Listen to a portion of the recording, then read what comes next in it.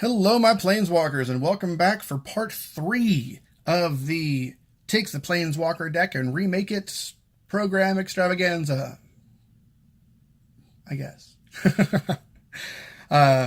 So far I've done Liliana and Vivian. So today we're going to branch off into my second favorite color, red, to do Sarkhan Dragonsoul.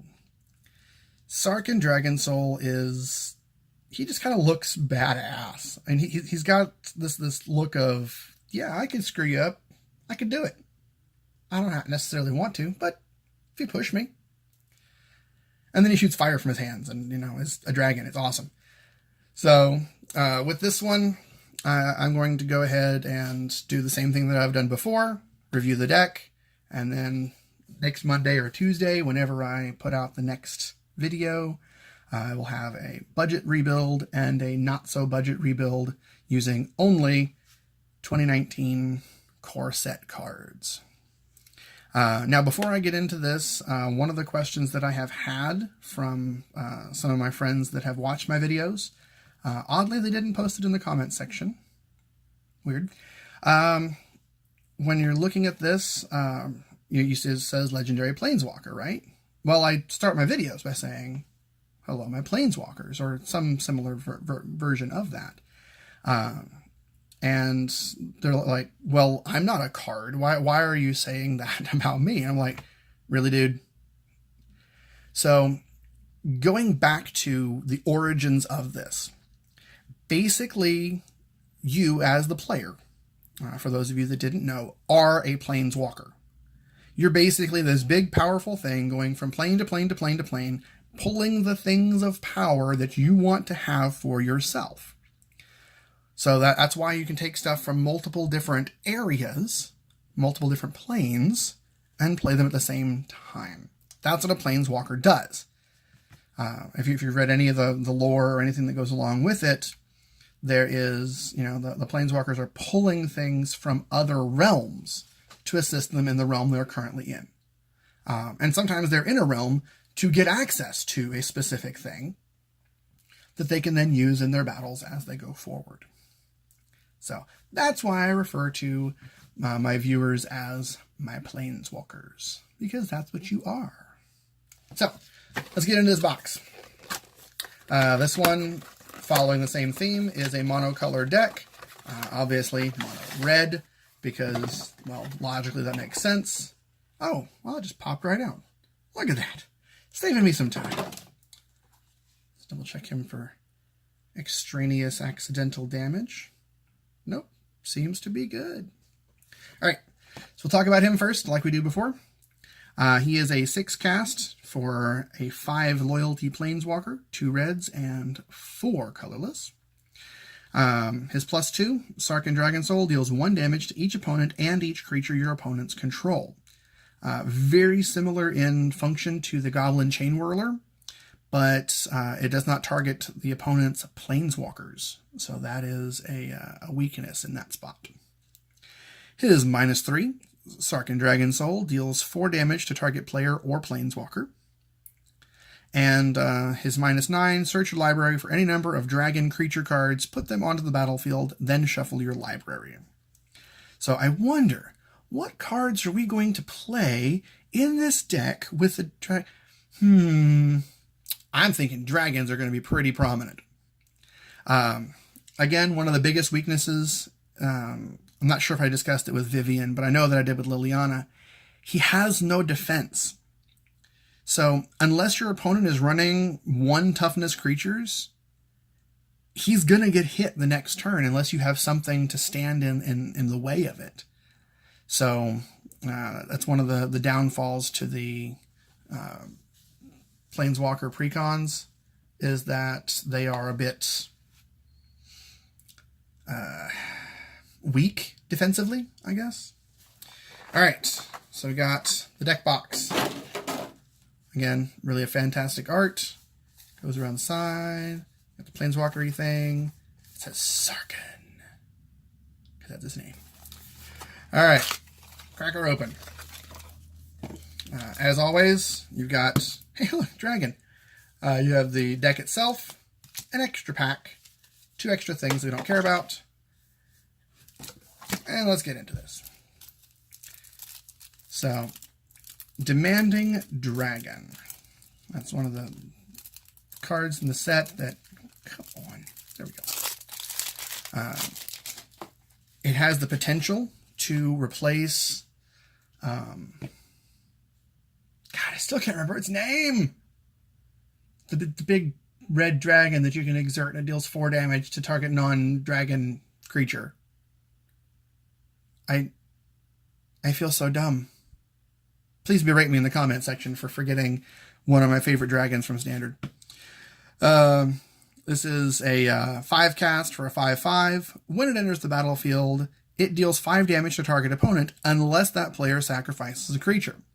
So, you are either doing 5 points of damage, just boom, right off the bat to the opponent, or they're sacrificing a creature to prevent that damage. So, value. I mean, you're casting it and you're immediately getting value. So, yeah, I'm going to be putting a couple more copies of that in here probably when I rebuild it. Shivan Dragon. Oh, Shivan Dragon. I love you so much, but you are so useless. So, you will not make it into the rebuild. Thankfully, that is only in the Planeswalker deck here, specifically for Sarkhan, because it required almost no effort on their part to reprint one to put in the deck. They could have done something else with it, like a second copy of Demanding Dragon. That would have been okay. Sarkhan's Dragonfire, another 5 cost. Sarkhan's Dragonfire deals 3 damage to any target. Look at the top 5 cards of your library. You may reveal a red card from among them and put it into your hand. Put the rest on the bottom of your library in a random order. I'm starting to see a trend. There was a black card that did this. There was a green card that did this. And now there's a red card that looks at the top 5 cards and gets a little bit of card advantage. Not a ton, but a little bit. At least it doesn't require you to have the Planeswalker on the field. That's helpful. Is that really the only rares? Just bleh. Whatever. Moving on. Mountains. All right. No, mountains, no. Active Treason.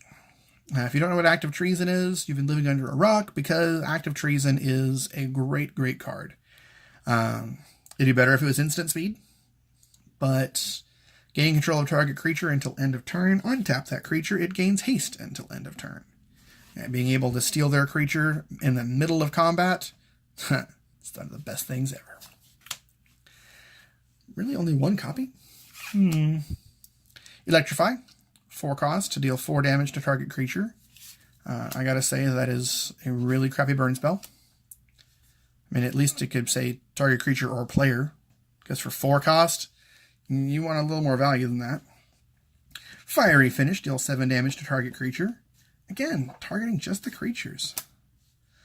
Goblin Motivator. Target creature gains haste until end of turn. That's nice. Especially for a 1-red 1/1. Hostile Minotaur. 3/3 with haste. Not terrible. Not wonderful. Lightning Strike. That's how you do a burn spell. 2 mana, 3 damage, any target. That's how you do it. Onaki Ogre. It kind of seems like that was from... what was it called? Kamigawa, that block. Because the name Onaki, that seems very Kamigawa-ish.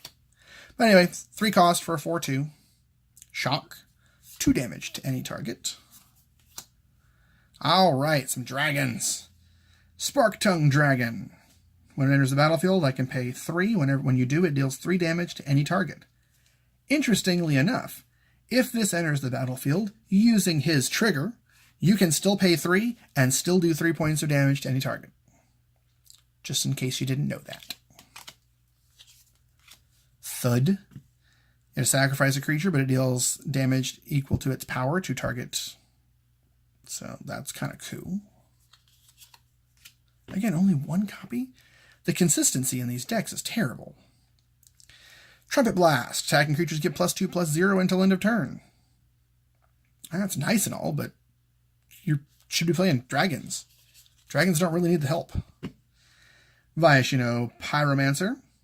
2 cost. When a Viashino Pyromancer enters the battlefield, it deals 2 damage to target player or planeswalker. A little burn to the face as it enters the battlefield. That's kind of cool. Volcanic Dragon. 4/4 flying haste for 6. Really? There should be some better dragons. I don't even know. Meteor Golem. It's in every deck. I've already talked about it a couple of times. Talk about it again. Because every time I see it, I'm like, yeah, that's kind of cool, except for the fact that it costs 7 to bring out. If you can cast it for cheaper than that, do it. Because killing stuff is cool. Kargan Dragon Rider. As long as you control a dragon, Kargan Dragon Rider has flying. Hey, it doesn't say as long as you control a Sarkhan. It says a dragon. Much better. It's a bear that flies sometimes. Got 4 copies of that. Sarkhan's Whelp. 2/2 flying. Whenever you activate an ability of a Sarkhan Planeswalker, Sarkhan's Whelp deals 1 damage to any target. So, there's 3 copies of it. I mean, it's kind of cool, but the likelihood of you having a Sarkhan that manages to survive long enough for you to have a Sarkhan's Whelp to go along with it, maybe. So we'll see if that makes the cut for the finalized thing there. Overall, it seems to follow the red archetype really well. A bunch of direct damage, a couple of dragons, and some hasty stuff. So very bleh. So we're going to rework it, and hopefully it gets a little better. And last but not least, we have the booster pack. My last 2 booster packs have been poo. Absolute dragon poo. So this time, I am going to pull, I don't know. I'm going to Babe Ruth it. I'm going to call Vivian Reed, because I haven't pulled one of her yet. Let's cut past. Get the commons out of the way. Reliquary Tower. Way cheaper than its predecessors. Horizon Scholar. Regal Bloodlord. Alright, let's go down from the top here. Come on. Work with me. It's not Vivian, because it's blue. And it is Djinn of Wishes! Another dud. Wah, wah, wah, wah. Alright. Thankfully, I'm not buying these for monetary value. I am buying these so that I can have some fun casual decks to play against my friends that don't collect as avidly as I do. So having some of these decks makes it to where they at least have a chance of beating the decks that I play. Because playing a tier 1 standard deck versus their casual home-based deck, yeah, I feel kind of like a jerk. So, anyway, I'll get back to you following Monday or Tuesday. We will see just how well I can remake this into 2 versions of itself. We'll talk about the synergies of it and so on and so forth, and then you can tell me what you think in the comment section. As you know, whenever you're dealing with the YouTube channels, it's become almost a prerequisite to mention at the end. Make sure that if you like the video, you subscribe, hit the like button, ring the bell so that you can be notified whenever I do post more videos. I'm really bad at procrastinating, so if I've got some folks that are on me saying, "Hey, I like what you're doing, do it some more," I might be able to get past that a little bit better so that I can crank out some more content for you guys to enjoy. Until next time, Planeswalkers, keep it real.